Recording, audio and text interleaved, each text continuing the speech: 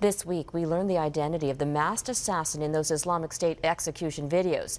He is 26-year-old Mohammed Emwazi. Now, new details are surfacing about Emwazi's background. There are also growing questions about how he managed to join ISIS, despite being on police radar. Arthi Pol reports.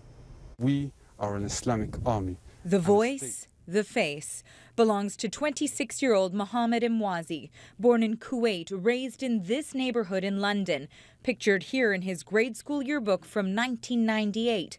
He liked The Simpsons, PlayStation, the computer game Duke Nukem Time to Kill.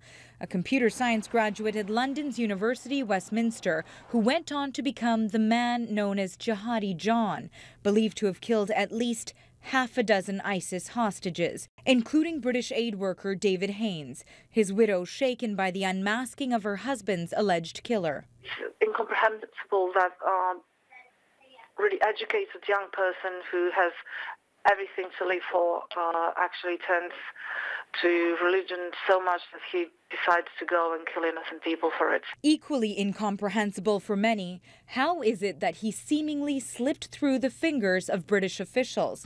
Emwazi had been known to MI5, the British intelligence services, since 2009. Authorities linked him to the extremist group Al-Shabaab.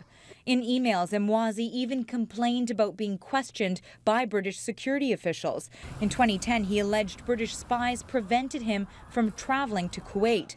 But somehow in 2012, he managed to get to Syria and join ISIS. I think it demonstrates the scale of the challenge for the security services, who mustn't alienate whole communities and yet have to deal with making assessments about large numbers of people, many of whom are not doing anything that would necessarily suggest anything more than having relationships with others.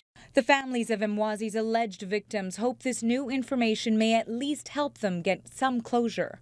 They hope that this man, that he will be caught by the American intelligence officials, brought to trial in the United States, and convicted for the crime of beheading their son.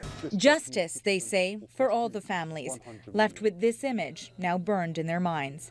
Arthi Pol, Global News, Washington.